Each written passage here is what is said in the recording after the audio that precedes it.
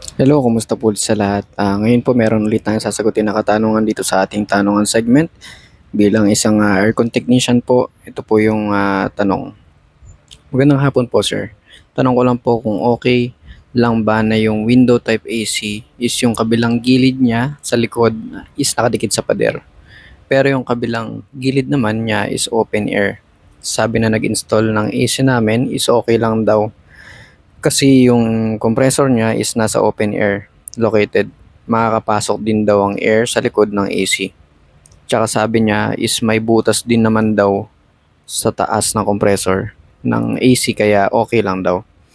Sir, hindi ba yun makaka-apekto sa aircon? Sana masagot po. Salamat po.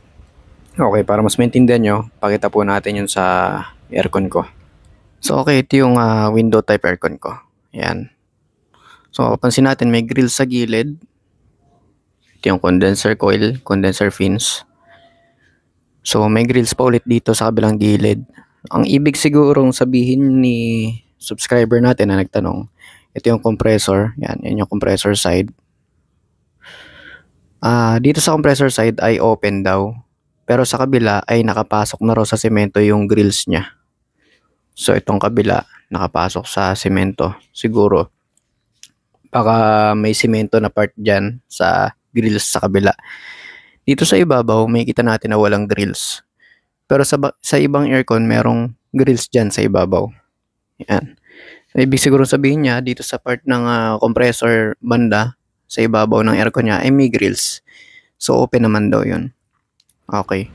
Okay, ayun, usually, iba-iba naman din yung window type. Yung iba, merong grill sa ibabaw, at yung iba ay wala. Ganyan pa man yung tungkol sa tanong niya, okay lang ba daw na yung isang part ay natatakpan? Para sa akin po, hindi talaga okay.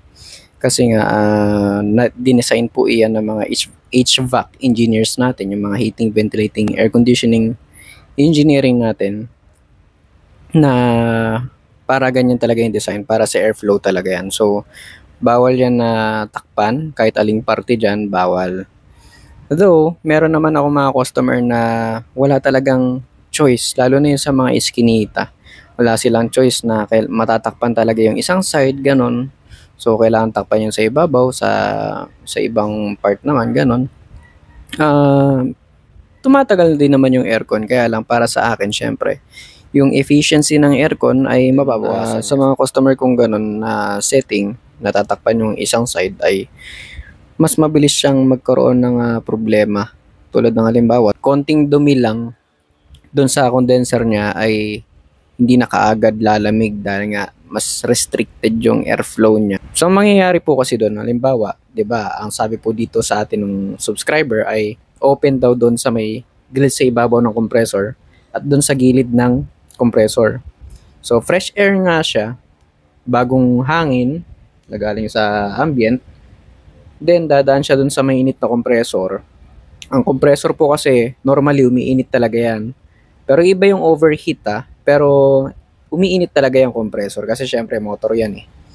Pero, dadaan yung fresh air dun, tapos mainit yung compressor. Therefore, yung hangin na dadaan dun sa ating condenser coil, napapalamigin sana, ay hindi na gaanong mapapalamig. So, mangyayari dun, medyo tataas yung amperahe natin at hindi na siya efficient. So, hindi siya gaanong makakapagpalamig ng maayos. Sabihin na natin na bakit ganun? Yung sa akin, lumalamig naman, okay naman. Pero,